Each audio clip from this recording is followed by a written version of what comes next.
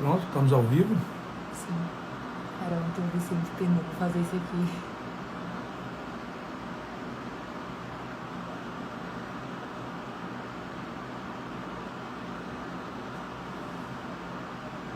Olá, boa noite a todos, sejam bem-vindos.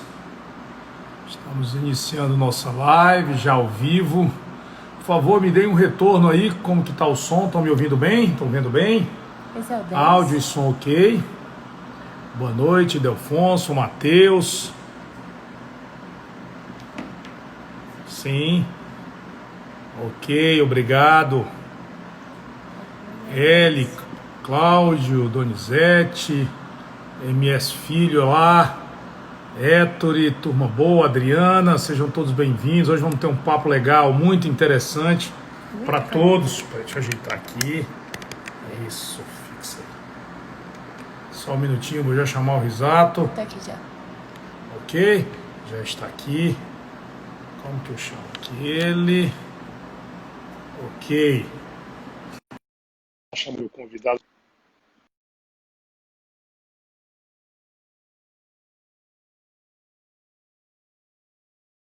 Deixa eu dar o ok aí, aceitar.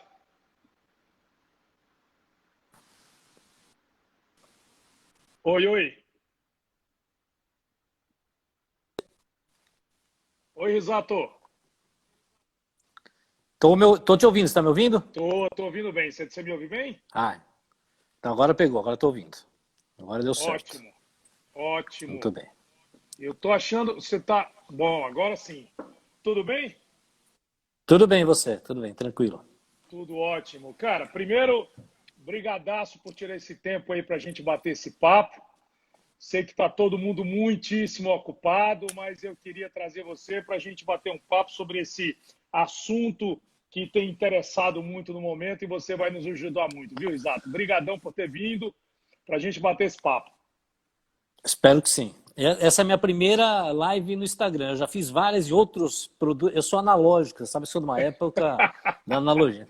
Essa é a primeira do Instagram, espero que dê certo. Já deu, depois que conectou, a gente não mexe em nada. Sabe aquela piada do astronauta macaco? Não mexe em nada? Sou eu e você. Tá bom.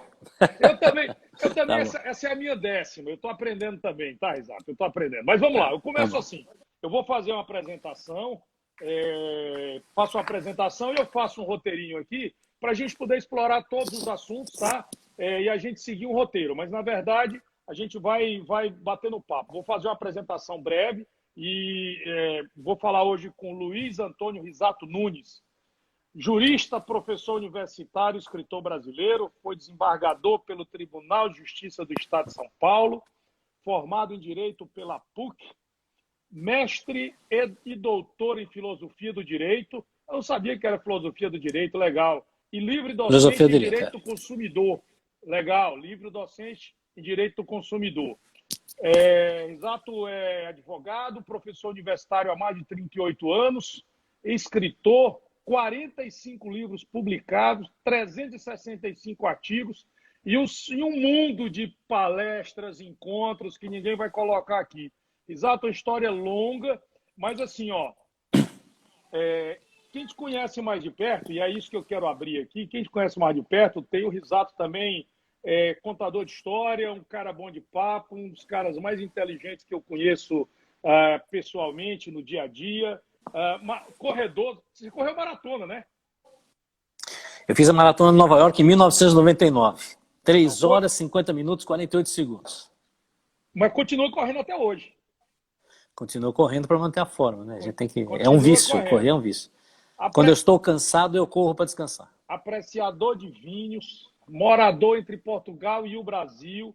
Exato, aqui é papo com Exatamente. leiloeiro, não é entrevista jurídica, não. Então, a primeira pergunta, a primeira conversa é o seguinte: conta um pouquinho aí da tua trajetória, dá uma resumida, te apresenta um pouquinho, porque a gente está fazendo um acervo, tá? É muito importante para você entender. A gente está fazendo um acervo com o intuito de desmistificar, de trazer pessoas formadoras de opinião como você, para que a gente possa ajudar a compreensão das pessoas que estão tendo muito contato com a atividade de leilão, sobre vários aspectos. Então, a gente está trazendo não só leiloeiros, mas principalmente pessoas de fora, formadoras de opinião. Então, eu queria que você primeiro te apresentasse, falasse um pouquinho do Risato como um todo. Conta um pouquinho da tua história para a gente aí, para abrir a nossa conversa. Bem, dos 45 livros, tem 4 que envolvem romances e um que eu acabei de escrever na quarentena, que eu não lancei ainda, que fala de um risato, um tipo de risato. Mas para o que interessa para nós aqui, é importante, você colocou, eu sou da área jurídica. Eu comecei a trabalhar com advogados com 14 anos de idade.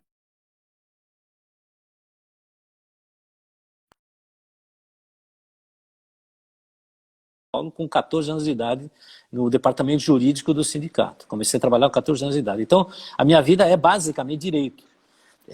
Então, eu sou uma pessoa do direito, que acredita no direito, que luta pelo direito e sabe das dificuldades que existem no dia a dia da aplicação adequada do sistema jurídico legal em qualquer lugar do mundo. E no Brasil não é diferente.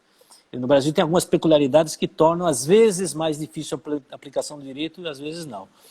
Por isso é que eu conheço vocês há quase 3 anos, quando eu fui convidado para montar a associação de vocês, a Lei Brás, que eu participei lá na montagem, etc. e tal. E eu comecei a descobrir que, de fato, os leilões no Brasil, os leilões são muito importantes, né?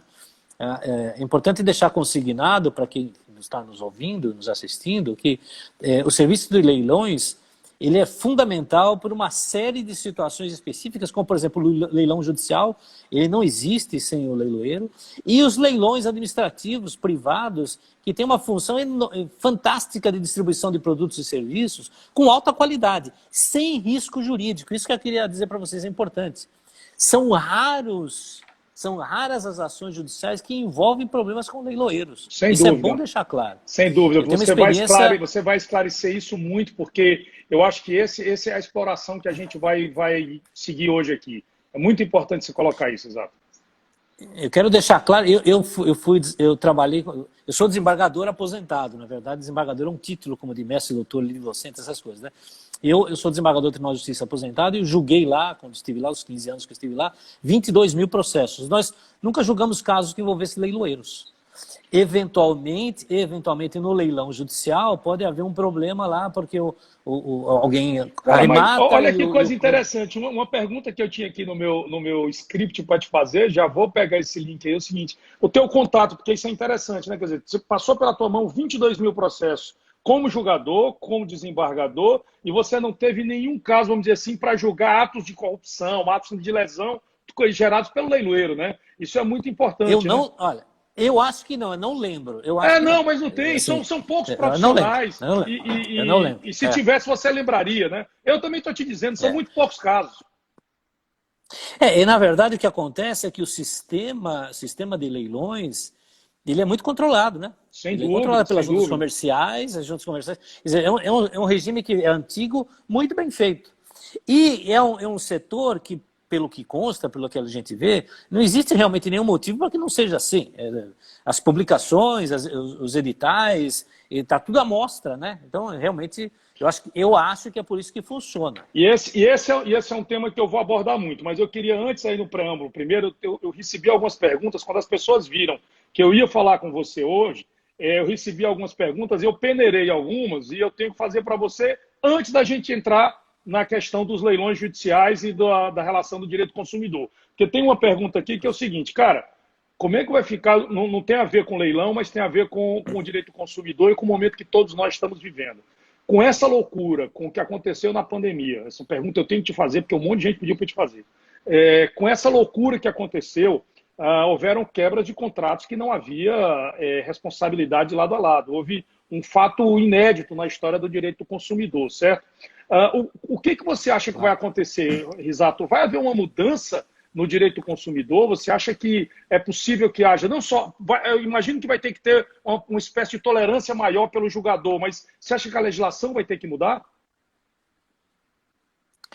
Olha, já houve uma série de alterações, medidas provisórias e decisões judiciais envolvendo uma série de conflitos, né? Eu acho que nessa área, eu diria assim, como regra geral, estamos indo muito bem. As medidas provisórias foram bem feitas, por exemplo, na questão da prestação de serviços, naquelas contratações de serviços que já estavam feitos para ser realizados durante a pandemia e logo depois da pandemia. As medidas provisórias permitem que se faça um ajuste para que o serviço seja feito depois, com pagamento em 12 parcelas.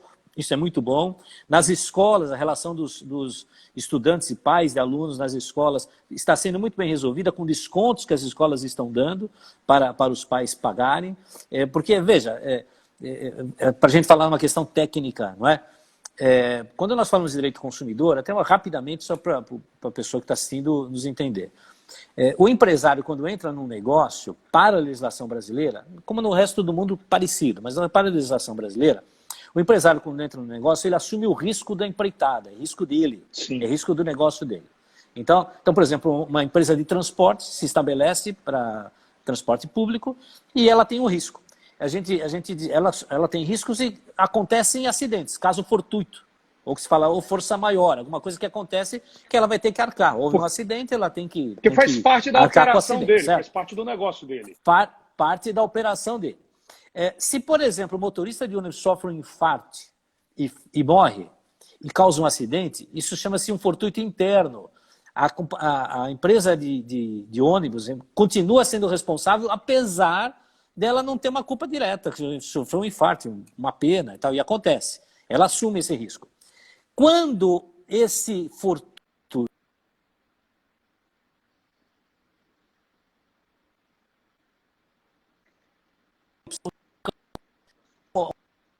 são responsabilidade externa da atividade dela.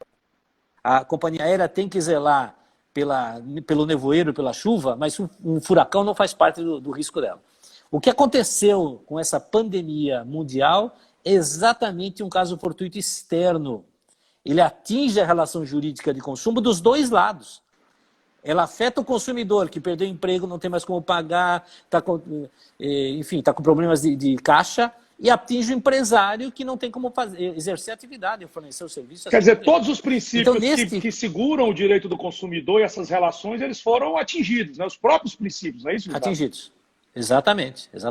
Atingidos dos dois lados. Por isso que eu estou fazendo elogio às medidas provisórias baixadas. São bem razoáveis, elas trabalham com o princípio da racionalidade e da justiça do contrato para permitir que as partes estabeleçam uma relação. Não é? Veja o que acontece, por exemplo, na questão empresarial do shopping centers. Os shopping centers estão fechados.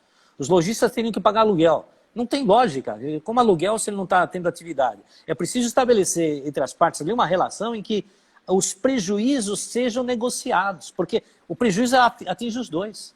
Não é? Quer dizer, é o bom senso na relação, né?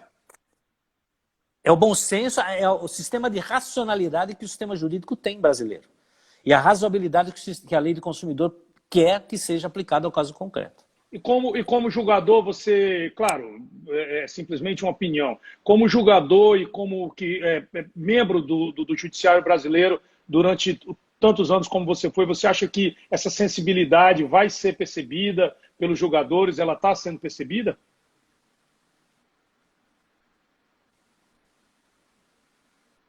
Oi, você me ouviu? Caiu? Não, nos últimos 10 segundos eu não ouvi. Tá, eu vou voltar um pouquinho. Eu digo o seguinte, você acha que, porque alguma parte disso, naturalmente, vai desembocar na justiça, vai ser objeto de pacificação pelo judiciário. E com a tua experiência, eu sei que é uma opinião que cada cabeça uma sentença, mas você acredita que há uma tendência de uma sensibilidade do judiciário como de maneira geral, quanto a isso e pacificar essas relações? Pelo que eu já vi das decisões, eu fiquei otimista. Eu achei que elas estão bem razoáveis. As decisões que saíram nesses últimos 2 meses estão muito corretas, adequadas. Elas perceberam, o magistrado percebeu. Veja, a pandemia atingiu de tal modo todo mundo que os magistrados estão trabalhando em casa como nós, né? Como nós há 2 meses. É algo que, do ponto de vista da sensibilidade do juiz, está todo mundo afetado. Não tem como escapar. É verdade. Eu acho que isso para a justiça é muito bom. Para a justiça é muito bom, porque faz com que a reflexão seja muito interna, não é? Isso ajuda a decisão judicial. É algo que está na vida de todo mundo, no cotidiano, né? Não dá para se excusar disso, né? Não é uma mera alegação, a parte alega que está com problema, não. O magistrado sabe sim que a parte está com problema, ambas as partes estão com problemas. É verdade. Legal. Exato, você falou da tua proximidade com a atividade quando você veio para a Leibras, mas tem um outro fato que é o seguinte, você lembra do Leilão de Portugal, foi um projeto maravilhoso, né? Sem dúvida. Foi um projeto maravilhoso que foi idealizado pelo Hugo, mas capitaneado pelo Hugo e pela Cris. Vou fazer uma referência aqui, que foi um desafio, né? Nós resolvemos criar um leilão, só para ficar registrado. Foi o primeiro leilão realmente, um leilão internacional, onde nós vendemos imóveis em Portugal, imóveis de Portugal aqui no Brasil, ou seja, transcritos com a lei portuguesa, realizados o leilão com a lei brasileira. Fizemos um estudo com vários advogados, o Risato foi o líder, vamos dizer assim, da nossa banca. O Risato tem uma relação de amizade conosco, com a Cris de muitos anos, né? Mas foi o líder, né, nesse movimento, e foi um aprendizado muito grande, né, Risato? Esse leilão de Portugal, ele nos ensinou muito a entender que é viável, e fizemos o leilão, e foi um grande sucesso, né? Foi um sucesso, e é importante a gente consignar que, do ponto de vista Brasil-Portugal, eu acho que é algo que vocês devem continuar fazendo, né? Porque, de fato, até agora na pandemia a gente percebe isso. Portugal foi um dos lugares mais tranquilos em relação ao sistema de controle, né, de saúde lá em Portugal. É um mercado aquecido, a gente sabe. O mercado sem dúvida. Eu morei lá, eu conheço muito bem, conheço o sistema, eu tenho parceiros advogados lá com quem eu trabalho, não é? E eu acho que o sucesso do leilão se deveu, né, às alternativas portuguesas de entrega de produtos lá, porque os imóveis são muito interessantes, apesar de eles terem crescido de preço nos últimos anos, mas continuam interessantes. O financiamento é facílimo. E fantástico. Todo mundo pode comprar, né, Risato? E assim, explica só um pouquinho. Qualquer um pode comprar. Aproveitando, a legislação do leilão em si é interessante, porque ela é muito semelhante à legislação portuguesa. Explica só para ficar registrado também. Tem alguns leiloeiros aqui que gostariam, tem essa curiosidade, como é que é o leilão, como é que é a transferência de um imóvel em Portugal. Fala um pouquinho para a gente depois entrar no assunto principal. Bom, em primeiro lugar, a nossa legislação já é uma legislação que tem origem em Portugal, na Itália, etc. Então, nós somos muito parecidos, né? Os leilões lá em Portugal, os leilões judicialmente e extrajudicialmente, são muito parecidos com os que são feitos aqui, publicações de editais, enfim, o sistema é muito parecido. Para aqueles que estão interessados em fazer leilões no Brasil, vendendo imóveis do exterior, eu não sei de outros lugares, eu estou falando de Portugal, nós não temos nenhuma dificuldade do ponto de vista jurídico, porque o leilão é feito no Brasil, é claro, o dono do imóvel oferece o imóvel no Brasil, o leilão é feito no Brasil, a arrematação é feita, né, no Brasil. Não, mas são duas formas de legislação. Primeiro, ele vai comprar no Brasil pela legislação brasileira, não é? Ele faz a compra. O leilão é a legislação fazemos brasileira. O contrato. O leilão é a legislação brasileira. A transcrição... Leilão é feito no Brasil. Isso. Simultaneamente, no momento que ele arremata, nós fazemos o contrato de compra e venda em Portugal. Perfeito. Né? Fazemos o contrato de compra e venda em Portugal. Ele pode fazer toda a transação fiscal, financeira, aqui no Brasil, via banco. Não tem nenhuma dificuldade. Evidente, eu estou falando para aqueles compradores que têm a sua situação de imposto de renda adequada, né? Então, ele vai transferir dinheiro oficialmente, claro, pelo banco. Ele vai, como vocês ofereceram aqui nos leilões, ele pode fazer um financiamento bancário em Portugal, que é feito com muita facilidade a partir da documentação brasileira. Então, se ele tem, por exemplo, ele tem uma receita no Brasil, ele leva esse comprovante de receita ao banco português, o banco português, com base nisso, aprova o financiamento, é feito um contrato de hipoteca para o financiamento desse imóvel em Portugal. Nós, quer dizer, estou dizendo nós porque eu participei disso. Claro, então, claro. A VIP ofereceu a advocacia no Brasil e em Portugal, eu liderei isso. Então, nós fazemos a documentação no Brasil, remetemos a Portugal, isso tudo sem nenhuma dificuldade. Em tese, o comprador não precisa nem ir a Portugal. Eu aconselho que ele vá, porque ele está comprando um imóvel, é importante, mas ele pode fazer a compra sem ir lá, inclusive. É tudo feito por procuração, nós fazemos a procuração aqui, fazemos todo o apostilamento da procuração aqui, mandamos para Portugal, ou seja, é tudo feito com muita tranquilidade. Eu já vi o Hugo se manifestou aí que a gente vai repetir, vamos sim. O projeto foi liderado pelo Hugo e pela Cris, por você na parte jurídica. Eu participei, tive a experiência maravilhosa daquele dia na casa, acho que foi na Casa de Comércio, foi no consulado português em São Paulo. Casa de Portugal. Na Casa de Portugal, exatamente. Maravilhoso aquela manhã, um debate, estava eu e você e o Hugo, foi uma manhã maravilhosa. Eu acho que aquilo tem que se repetir e a gente inova sempre, sem né? dúvida. Então foi muito legal, foi muito legal. Bom, vamos entrar e no a proximidade Brasil... Não, só para terminar, a proximidade Brasil-Portugal é evidente, né? Inclusive, a gente quase entende tudo que eles falam, então tá ótimo. É verdade, quase que entendemos tudo. Mas aí toma um pouco de vinho e falamos a mesma língua, porque o vinho dele faz falar a mesma língua. Exato, olha, é o seguinte, vamos falar de direito do consumidor e leilões. Leilões versus direito do consumidor. Cara, esse é um assunto, eu vou te confessar, eu quando me tornei leiloeiro, desde sempre eu quis ouvir um especialista falando nesse assunto. Não precisava nem ser o Risato Nunes, não. Um especialista qualquer, mas como eu poderia pagar, né? Hoje, 25 anos depois, estamos aqui, eu ainda não posso pagar o Risato Nunes, mas eu tenho amigos. Então, a gente vai poder clarear e debater um assunto muito interessante, Risato, pelo seguinte, qual é a minha primeira provocação, né?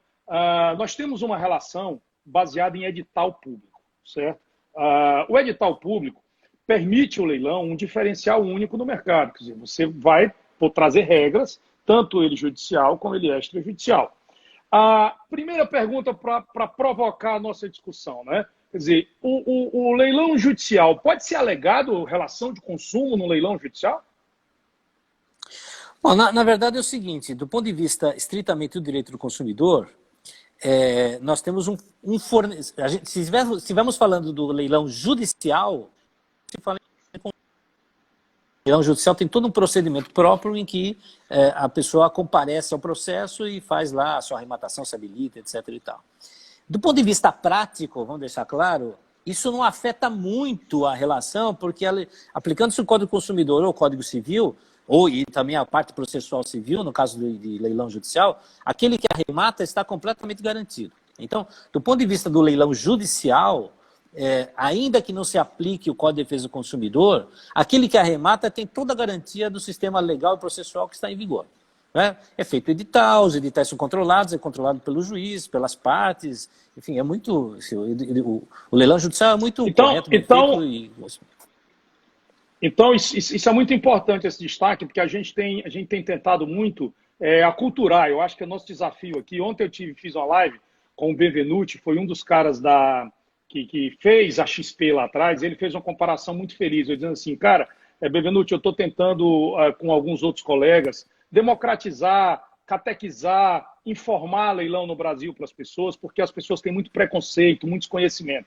E ele falou assim, Vicente, quando você tem algo muito difícil, algo muito fechado e algo muito obscuro que as pessoas não conhecem, tem uma grande oportunidade. Ele fez uma comparação ontem que me deixou muito feliz. Ele falou, quando eu fui trabalhar com a XP, investimento em bolsa, há 25 anos atrás, meu pai falou, você é louco, isso não presta. E a gente fez a XP e virou o que virou, né? Então, assim, o nosso objetivo aqui é tentar dar um aculturamento para as pessoas e você, como formador de opinião e doutrinador, é muito importante. Essa é uma resposta que a gente vai explorar um pouco mais. Agora eu vou ainda ficar na primeira pergunta.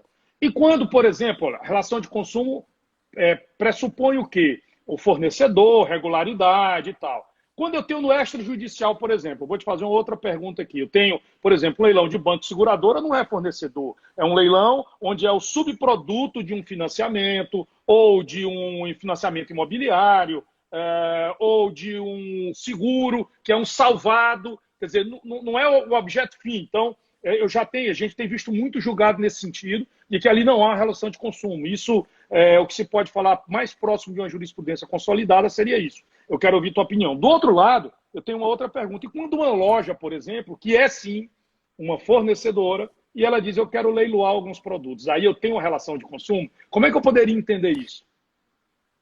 Na verdade, aí, eu acho que aí na verdade, existe uma divergência em relação a isso, porque o que diz a lei? A lei diz que a relação de consumo, quando de um lado tem o fornecedor, do outro lado o consumidor. Né?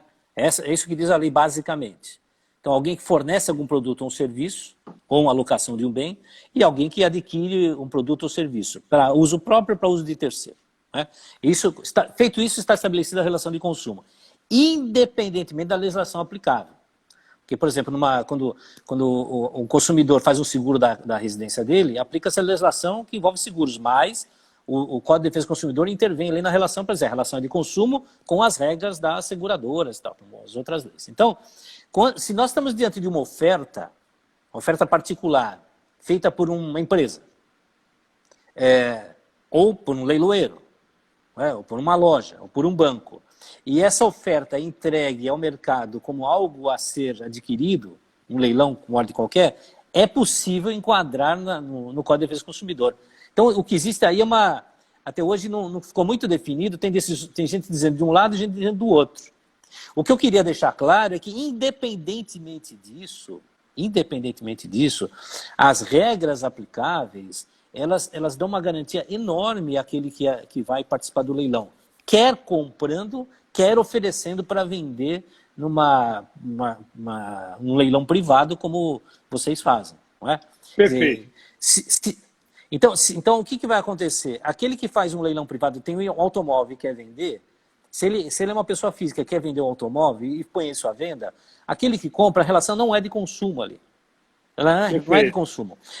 Quando esse automóvel é entregue por um leiloeiro, ela continua não sendo relação de consumo, porque nós temos uma relação de privado a privado. Se for uma empresa... Uma loja, por exemplo, que vive de vender veículos, aí sim... Então, nesse caso, aplica o Código do Consumidor. Exatamente. Perfeito. Mas o leiloeiro sempre age como mandatário, quer dizer, ele é o regulador daquela venda, não é isso? Exatamente. Ele é um mandatário daquela situação específica. Tá. Exatamente isso. Olha que coisa interessante aqui que eu trago também para provocar essa discussão, porque a gente, o edital, né, e aí voltando para o, vamos dizer assim, para o cerne, para a base do leilão público, ele garante a legislação da leiloaria brasileira, ela é de 1932, você hoje já conhece ela razoavelmente, vamos dizer assim, bem comparado à sua experiência, claro, com o direito do consumidor, que você passou a ter contato com ela há algum tempo, mas ela é de 1932, quer dizer, tem quase 100 anos, né, 90 anos quase, e essa legislação, ela garante, ela dá grandes garantias para quem vende e para quem compra. Mas essas garantias estão basicamente calcadas no edital. Elas estão no edital. Por exemplo, no edital onde eu digo, por exemplo, vou te dar um exemplo muito, muito característico, que eu vou vender esse veículo e eu vou entregar o documento daqui a 120 dias. Por quê? Porque o leilão é a única forma onde, no edital, eu ponho as regras. Nada pode estar omisso ao edital. Então, todas as informações têm que estar no edital. Eu tenho o dever de informar se aquele bem tem débito, quanto é o débito, o que incide sobre aquele bem, seja ele imóvel ou móvel, correto? Então, não são raros, por exemplo, vou te dar um outro dado, a gente fez, nos últimos 12 meses aí, ou 15 meses, nós vendemos quase 1.000 imóveis que tem, inclusive, restrição judicial. E aí o banco, o vendedor, informa que tem restrição judicial, informa que responderá pela evicção, caso haja uma negativa naquela ação, e, claro, vende mais barato. Cada vez que você põe um fato dificultador, você vai entregar o documento daqui a 120 dias, ok, o cara paga mais barato e se propõe a aguardar 120 dias. Sem dúvida. Qual é a provocação que eu venho aqui para o Risato? Quando o sujeito compra, ele não lê isso e geralmente não ouve a leitura. Todos os leilões no Brasil, obrigatoriamente, não só distribuem os catálogos, como disponibilizam os editais eletronicamente, como nós fazemos a leitura, o cara acha chato, tem que ler. Ainda assim, o sujeito não vai lá, entra depois quando o documento atrasa ou chega no prazo, ainda que no prazo, e ele entra com uma ação e alega direito de defesa do consumidor. É possível o direito de defesa do consumidor, ainda que, olha a provocação, ainda que tenha sido uma venda de um fornecedor regular, uma loja, mas ela pôs uma regra, e a regra ela era uma regra ditalícia, que se contraporia talvez à prática do mercado. Você acha que é possível alegar Código de Defesa do Consumidor nesse caso? Quer dizer, o edital não é soberano? Pode alegar, mas evidentemente aquele que comprou está errado, né? Porque, assim, vamos deixar bem, você tocou numa questão que são os contratos de adesão, as informações prévias. Todo consumidor o consumidor tem a obrigação de ler as regras do contrato. Se o contrato é abusivo, isso pode não afetar o consumidor, mesmo que ele não tenha lido. Mas se o contrato não é abusivo, o consumidor é responsável. Um exemplo que está no meu livro, que eu escrevi há 20 anos. Você vê como o exemplo é antigo, né? O consumidor compra uma máquina de lavar louças para pôr na cozinha dele. Ele instala. E vem lá com o manual de uso da máquina de lavar louça. Ele não lê. Ele pega lá o produto na pia, coloca dentro da máquina de lavar louça, pega um Tupperware, aquela coisa de plástico, põe lá dentro, liga e vai embora, vai trabalhar. Quando ele volta, está tudo derretido lá. A culpa é da empresa que vendeu a máquina de lavar louça? Não. O manual está escrito lá, não coloque plástico dentro da máquina de lavar louça. Perfeito. Certo? Então, se o edital publicado pelo leiloeiro cumpre a lei estritamente, o consumidor não pode reclamar. Ele não tem como reclamar. Se está escrito lá que o documento vai ser entregue 120 dias depois, paciência. Ele devia ter lido. Que é obrigação dele, é obrigação do consumidor ler. É como um contrato de cartão de crédito. Ele recebe o contrato em casa. O contrato tem regras para ele usar. Olha, vai ter um limite e tal, etc. E tal. Se ele não usar, vai reclamar como? Ele tem que ler o que está escrito no contrato. Exato, e é tão legal isso que você está falando. Eu faço um link lá com o começo, quando você disse que o leilão é uma atividade da leiloaria fundamental para a sustentação da economia. As pessoas no Brasil sempre ligam leilão à falência, o que não é ruim, é bom. Um leilão bem feito ajuda a recuperar os créditos necessários, ajuda Inclusive, a recuperar valores para créditos trabalhistas, principalmente. Eu dou sempre destaque aos trabalhistas, porque tem natureza alimentar. Mas olha só, o leilão é a única modalidade, eu tenho defendido isso muito, onde você pode dizer, cara, eu estou com o meu carro, que eu ainda tenho parcelas a pagar, ou que eu tenho dívidas, ou que eu estou com o motor fundido e eu preciso vender. Agora, eu estou disposto a vender ele pelo preço que eu conseguir. Agora, eu informo, o motor está fundido, eu tenho 3 mil de débito e tal, eu só achei R$1.000 pelo carro. Essa é a relação, é maravilhosa. Isso não é espetacular, Isaac? Isso é espetacular. Eu acho isso maravilhoso, porque ativa a economia. Né? Então, assim... Isso pode ser feito do João para o José. O João tem um amigo que é o José, fala, ô Zé, me ajuda aí, meu carro quebrou, tá ferrado, fundiu, o motor, eu devo, você me dá 1.000? Tá aqui o carro, pronto. Tá ótimo. Pode. O que o leiloeiro faz é ampliar o mercado para ver se ao invés de 1.000 ele consegue 1.100, 1.200, que é ótimo, né? Eu acho que essa é a ideia. O leilão tem a função de, na verdade, democratizar a oferta, não é? Democratizar a oferta com segurança. Eu acho que isso é importante. Porque eu não tenho nada contra fazer um anúncio num jornal, hoje em dia na internet, está ótimo, o sujeito pode vender pela internet, está ok. Mas nem sempre na internet ou nos sistemas de venda de terceiros, ele tem a segurança que ele teria entregando o bem dele para vender no leiloeiro. E o inverso é verdadeiro. Aquele que adquire um bem no leilão, também se comprar de um terceiro, está ótimo, não tem problema nenhum, mas ele não terá a garantia que os leiloeiros têm. Vou dizer a vocês, de novo vou repetir, os leilões no Brasil sofrem um controle antigo, né? Você está dizendo a lei de 1932, muito bem feito. Então é por isso que temos muito poucos problemas. Eu acho que isso é importante. É importante dizer. E é importante também dizer para aqueles que nos assistem e as pessoas que estejam interessadas, né, que o leilão não é apenas para produtos deteriorados, nem para empresa falida. Não é? Um leilão é feito também para produtos bons, adequados e novos, como está nos últimos anos a gente percebe aí. Não tem problema nenhum. O produto pode... Não é? Um leilão que é muito conhecido por causa dos filmes de televisão, leilões de arte, né?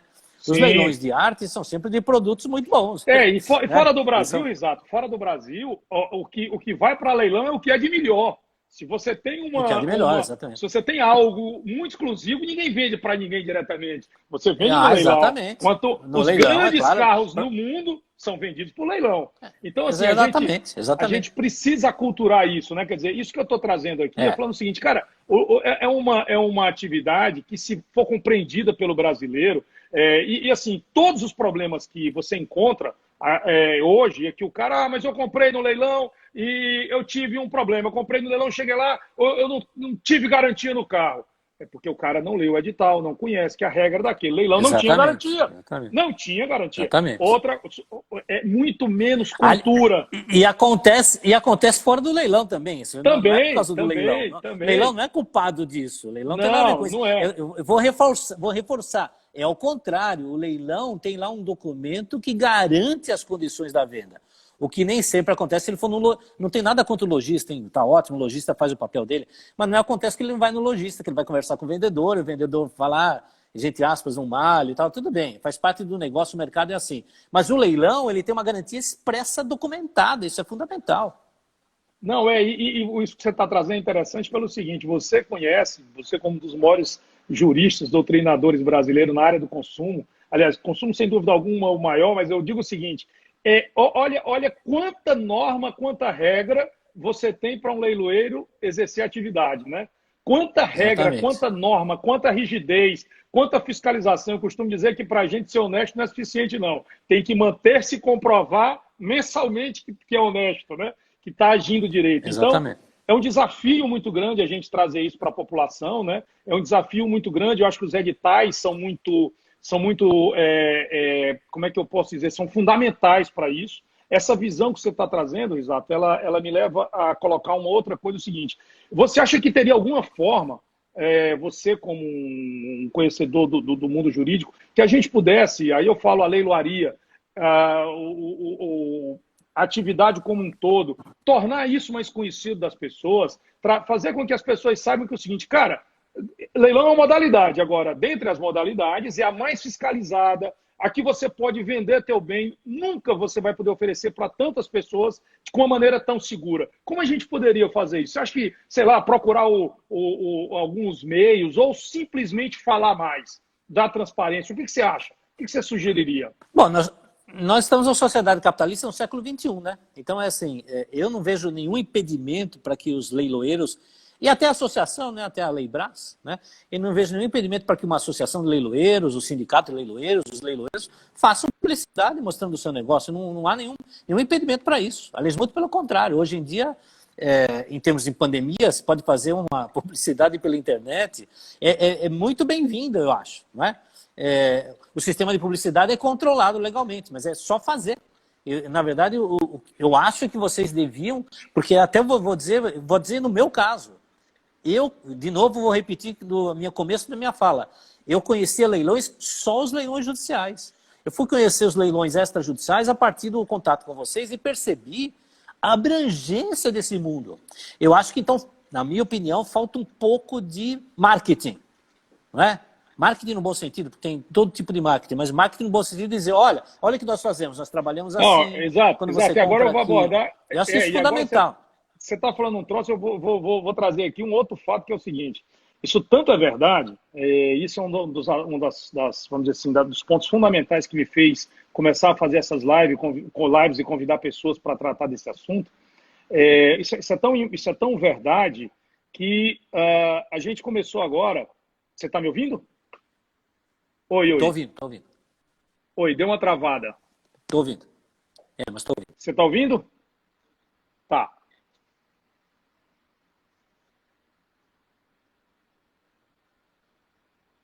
Bom, não sei se é a sua internet ou se é a minha. Voltou agora?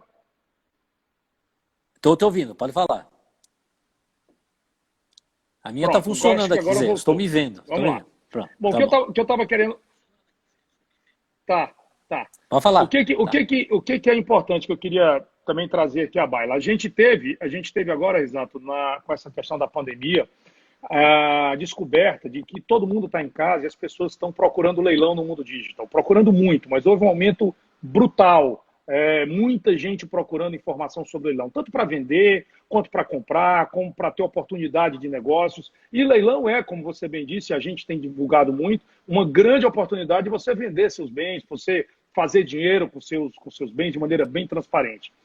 Mas isso gerou também uma oportunidade de golpes. Há uma quantidade brutal de sites falsos, brutal. Olha, eu já dei 5 entrevistas essa semana para grandes meios de comunicação, pela Leibras, tá? Algumas vão sair aí nos próximos dias. Por conta, nós já mapeamos quase 800 sites falsos. Olha que loucura, quase 800 sites falsos, onde as pessoas estão comprando em leilões inexistentes. Então, isso que você está falando, eu estou fazendo esse destaque para dizer o seguinte, é tanto verdade que a gente tem que falar mais. Quando a gente foi começar a fazer pesquisas agora, nós vimos uma quantidade imensa, Risato, imensa, de pessoas falando de leilões, dando curso sobre leilões. Eu achei muito interessante, cara.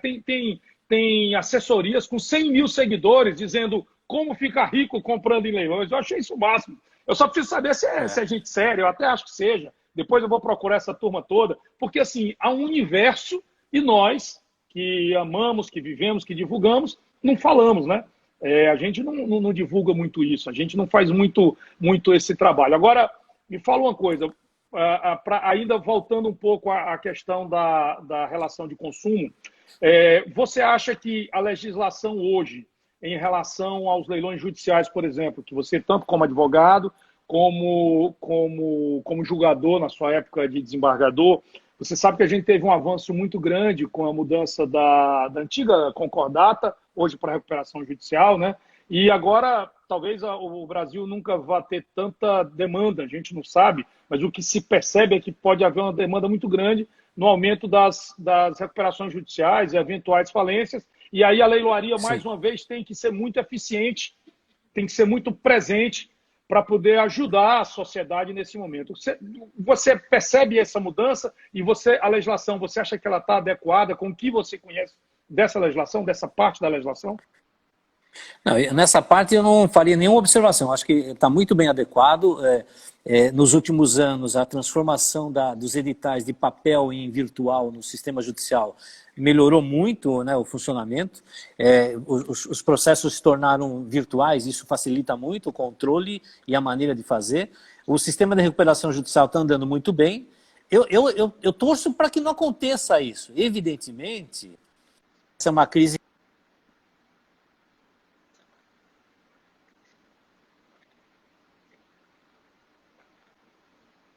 Quando uma empresa entra em recuperação judicial, ela carrega consigo muitos pequenos comerciantes, empresários, empregados, isso não é muito bom. Agora, o sistema está preparado para isso, né? O sistema está preparado. O outro lado, assim, nesse tema tem um lado triste e tem um lado de oportunidades, né? A tristeza é ver que uma empresa ou alguém faliu, não pagou o banco e o imóvel dele vai a leilão. O outro lado são as oportunidades. Tem muita gente que vive mesmo disso, né? que adquire leilões, né? Leilões de imóveis que estão hipotecados por um preço muito mais razoável. Os bancos, por exemplo, quando vendem leilões de dívidas, eles fazem inclusive financiamentos desses imóveis, né?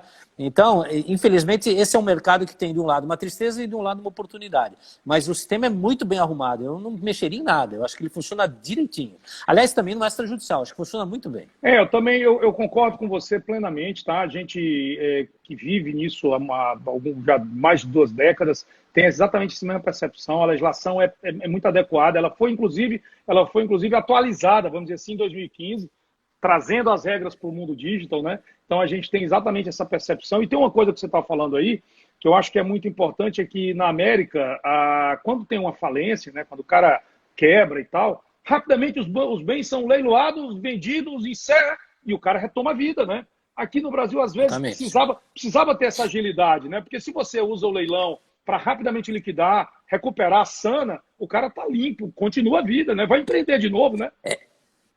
Já que você falou nisso, eu lembrei, há um ponto assim, que precisa melhorar, que é o caso dos leilões de apreensão de bens de crimes, né? Melhorou nos últimos anos, mas infelizmente não é incomum que veículos apreendidos por origem no furto, no roubo, em outro tipo de crime, fiquem abandonados e acabem estragando em vez de serem vendidos. Isso tem melhorado, né? Isso tem melhorado, porque não há dúvida alguma, o veículo foi apreendido em função do crime, vende, deixa o dinheiro depositado em juízo, se depois a pessoa foi absolvida, ela fica com o dinheiro e acabou. Mas o que não pode é deixar num pátio um imóvel, até estraga também, mas não perde tanto valor. Agora, um automóvel, por exemplo, perde totalmente o valor. Então, eu acho que isso é algo que ainda precisa de uma certa agilidade. Mas o judiciário tem melhorado também. Tem. Eu tenho que fazer uma referência aqui que é verdadeira, que houve um avanço brutal nisso, desde acho que já uns 5 anos, com as resoluções do próprio CNJ, tá? Há um movimento do judiciário como um todo. Houve agora uma ação muito grande do Ministério da Justiça. Então, assim, isso a gente está acompanhando um avanço. Porque, de fato, a legislação até tem, sabia, Exato? A legislação é disponível. Agora, por conta da própria burocracia, né? Por conta do processo. O problema é o sistema processual, que é muito... a quantidade é enorme, os recursos são enormes, e aí a coisa atravanca mesmo, né? Olha, eu acho que há uns 5 ou 6 anos atrás, só para registro, eu participei de um encontro de um grupo do Ministério da Justiça, onde estavam todos os entes do judiciário, das forças policiais, das procuradorias federais, para encontrar uma saída para isso, leiloeiros, líderes de sindicato e tal. Assim, e a gente via que era colossal, falava-se em milhões de veículos, se falava mais em centenas de milhares. Falava-se, e olha quanto se perdia, né? O tamanho que o Brasil ficava pesado com isso. Então, e a gente estava lá, os leiloeiros dizendo, olha, nós temos condição de vender, não é 1, 2, não. Todos nós podemos fazer isso, nós temos uma estrutura para isso. Né? Sem dúvida, sem dúvida. Exato. Eu acho que nesse aspecto vocês devem trabalhar, vocês, sindicatos e associações, deveriam trabalhar mais próximos ainda do judiciário para ajudar nessa agilidade desse sistema. Essa é uma área que realmente não tem sentido deixar apodrecendo bens enquanto o processo caminha. Não tem sentido. Me conta uma coisa, agora eu queria ouvir aqui um conselho do Dr. Risato, o que ele diria para um leiloeiro primeiro, para um leiloeiro com a visão dele, o que o leiloeiro poderia fazer para proteger a si, a seus compradores, para fazer um edital que protegesse mais os compradores, que desse essa condição de maior segurança. A gente sabe que o leilão é a forma mais segura, mas o que você diria para um leiloeiro que está te assistindo e que ele está preocupado em dar mais garantia para as pessoas e principalmente para o processo? O que você acha? Dar mais transparência, estudar mais, o que você acha que seria importante para ele? Bom, assim, eu acho que como os leilões são muito bem feitos, o que eu diria para evitar problema é que eu não sei, como são muitos leilões e o sistema, quando eu vejo ali pela internet, são muitos leilões feitos no mesmo dia, em horários diferentes, etc. e tal, eu acho que o que tem que ser feito é uma divulgação maior dos editais para evitar esse conflito que nem sempre é de má fé. Porque às vezes o consumidor, aquele que vai arrematar, ele arremata às vezes imbuído de uma visão que não é exatamente o que está lá no edital. Então eu acho que o edital que é bem feito, ele pode ter algum tipo de destaque. Eu acho que isso seria importante, porque isso garantiria equívoco do arrematante. Não é interessante para o leiloeiro que, ao invés de arrematar alguém arremata por 1.050 e o segundo lance era de 1.000, mas o de 1.050 está equivocado, não é um bom negócio. Sem dúvida. É melhor vender por de 1.000 que está sabendo, né? É melhor vender por de 1.000 que sabe o que está acontecendo do que por 1.050 que não sabe o que está acontecendo. Então, eu acho que a transparência, a informação dos limites, quais são os requisitos mais importantes, eu acho que isso ajuda muito a evitar, é uma espécie de... Eu sou especialista em atendimento ao consumidor, é um pós-atendimento. Você sabe que na área geral do consumidor, às vezes o atendimento é muito bom e o pós é uma porcaria. O consumidor vai na loja, é muito bem atendido, o vendedor atende porque ele quer vender, vai ganhar comissão, etc. e tal. Quando ele tem um problema, ninguém atende ele, ninguém atende, ninguém liga. Então, assim, a venda é ótima e o pós-venda é ruim. Então, eu acho que tem que evitar o pós. Legal, se a gente muito sabe bom. Quais são os problemas que podem acontecer, evitar o pós. Olha, saiba que então, se você está comprando esse veículo, você vai receber o documento daqui a 120 dias. Está lá, pronto. Deixa claro para ele. Aí ele não quer comprar, não compra. Muito legal. Porque alguém vai comprar. Isso então, aí. Eu acho que o prejuízo para o leiloeiro é nenhum. É nenhum. É isso aí. Eu acho que, e a vantagem é ótima. Eu acho que você abordou um ponto extremamente crucial e vamos dizer assim, e que a gente vive isso, percebe que é isso. É você fazer com que a verdade que está lá, que é transparente, chegue ao cara, chegue ao cara e diga assim, tá aí. Até dizer para ele o seguinte, você tem certeza do que você comprou? E até cancelar e falar para o cara, olha, não, você se equivocou, não é isso, sabe? Volta, tá errado, porque isso vai gerar um problema depois, não é verdade? Depois, exatamente. Eu acho que a transparência... Fala. Não, eu estou dizendo isso, porque inclusive como vocês fazem leilões e existem vários arrematantes, é melhor, dizendo, a diferença entre o segundo e o primeiro é sempre, normalmente é um valor pequeno, e é melhor que aquele que adquire tenha total tranquilidade do que ele está fazendo. É ótimo para ele. Né? É para vocês e para os leiloeiros em geral. Não, perfeito. E eu agora vou fazer a outra pergunta para o outro lado. Qual é o conselho para o cara comprar no leilão? A gente sabe que está tudo lá. É ler o edital, mas, poxa, às vezes o sujeito vai ler o edital e ele não tem compreensão ele não entende. Então, assim, é para ele procurar alguém, ligar para um advogado, sentar na frente do leiloeiro ou exigir um atendimento. O que o doutor Risato, especialista na relação do consumo, aí diria para o comprador? Porque se está tudo lá, como é que ele não ter problema? Bom, aí não há dúvida alguma que depende do tipo de produto que ele vai comprar, se é um automóvel, se é um imóvel, né?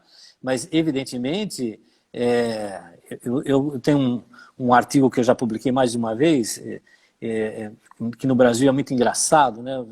No Brasil a gente faz, a Caixa Econômica Federal faz feirão de imóveis, né? Faz aquele feirão de imóveis. Então, uma vez por ano tem os imóveis hipotecados.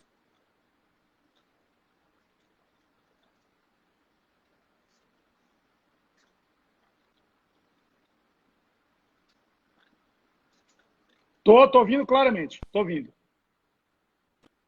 Oi. A Caixa Econômica Federal faz o Sim. leilão de imóveis. Então, acho que deu uma falhada. Coisa que eu já escrevi várias. Então, vou voltar lá. Estou dando um exemplo do leilão de imóveis. A Caixa Econômica Federal faz todo ano leilão de imóveis. Ela vende imóveis que foram devolvidos, pessoas que não podiam pagar, ela reavê, ela pega de volta e põe à venda. Faz um leilão. Então, eu gosto sempre de dizer que o sujeito fala para... O marido e a mulher estão casados, um domingo ele fala para ela, olha, eu vou até o shopping estou precisando comprar um par de meias. E vai. Quando ele volta, ele fala assim, ó, querida, eu comprei um par de meias e no meio do caminho eu vi que tinha um leilão da Caixa Econômica, eu comprei um apartamento de 2 quartos. Não estou brincando. Comprar um imóvel no leilão de imóveis é a mesma coisa. Não tem sentido. Se você tem que ter muita cautela, olhar quais são as condições, a metragem, o local, o transporte, se tem escola para os seus filhos, tudo. E eu acho que o leilão feito pelo leiloeiro dá tempo para o consumidor pensar nisso tudo. Ele não vai entrar hoje e comprar um leilão hoje à tarde, um imóvel. Ele não pode fazer isso nunca. Ele tem que ir no leilão, o imóvel está lá, vai ser leiloado daqui a um mês, ele investiga. Se ele quiser falar com o advogado, ele tem um advogado, passa para o advogado olhar, está ótimo. Se é um automóvel, ele vai ver as condições do automóvel, sempre com muita cautela. Ninguém liga à internet e compra. Não deve fazer isso. Então, na internet, comprar um negócio no leilão na hora. É ridículo. É ridículo. Mesma coisa que no caso. É isso aí, porque ali você, ainda mais no caso do imóvel, você tem quase a certeza que vai ter um problema, né? Ou pelo menos um dissabor, se for para usar principalmente. Então, mas ele tem que saber. Exatamente. Agora, você não sabe. Infelizmente, você sabe que a Caixa Econômica Federal vende centenas de imóveis desse jeito. É um absurdo. Você passa a vida toda para comprar um seu imóvel, para sua casa, para sua família, e você sai de manhã e compra ele à tarde? Não existe isso. Como se fosse simplesmente a oportunidade do preço, né? Isso é muito Uma interessante. oportunidade. Não é assim que funciona. Não é assim que funciona. E o leilão dá esta oportunidade, porque ele está em casa, ele entra lá no site, ele olha, ele vai investigar, ele vai ver o imóvel, ele vai ver as condições de transporte, se tem escola pública, se tem feira na rua, enfim, tudo aquilo que envolve a compra de um imóvel. E ele tem que fazer isso. Eu acho que esse é o conselho que a gente dá para o consumidor. A questão jurídica está bem controlada, está lá no edital. Mas a questão de fato, ele tem que levar em consideração. É fundamental que ele faça isso. É verdade. Exato. Cara, tem um monte de coisa aqui, né? Tem algumas perguntas para te fazer, mas o tempo é só 1 hora. Eu tenho aqui agora que te agradecer imensamente a tua disponibilidade. Mais uma vez, cara, você faz muito bem para a gente em participar, em trazer essa informação para a gente. Eu queria te dar aí, eu tenho 3 minutos para você se despedir, dizer qualquer coisa que você quiser que fique registrado, que possa contribuir, que você, porventura, deixou de falar, o que queira registrar, ligado a leilão, a Código do Consumidor, a qualquer coisa, a vinho, a Portugal, o que você quiser. Bom, eu quero deixar consignado aqui, vamos ficar no nosso tema, né? Eu quero deixar consignado aqui para aqueles que se interessam, esse tema, eu de novo vou dizer o que eu disse logo no início, que para mim, para o meu desconhecimento anterior, porque eu só conhecia leilões judiciais, como advogado antes e depois como magistrado, né, como desembargador, e aí é uma coisa que sempre funcionou muito bem, eu descobri que os leilões extrajudiciais, eles são muito bem feitos. Eles garantem aquilo que eles estão entregando, os produtos estão caracterizados, a compra e venda é feita de forma transparente, não existe risco na aquisição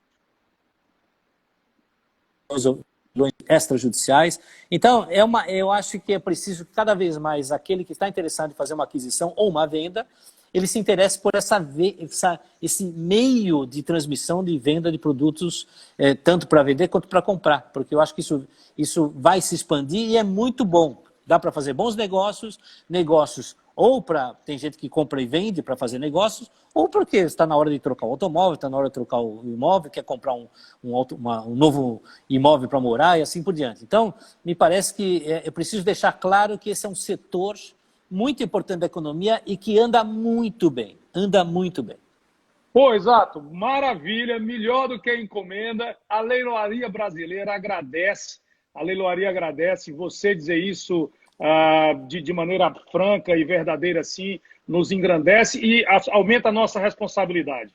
Muitíssimo obrigado Muito mais bem. uma vez e nos encontraremos em breve. Tá? Te cuida. Até Obrigado mais. mais Um uma vez, abraço. Exato. Forte abraço. Tudo de Tchau. bom. Um abraço.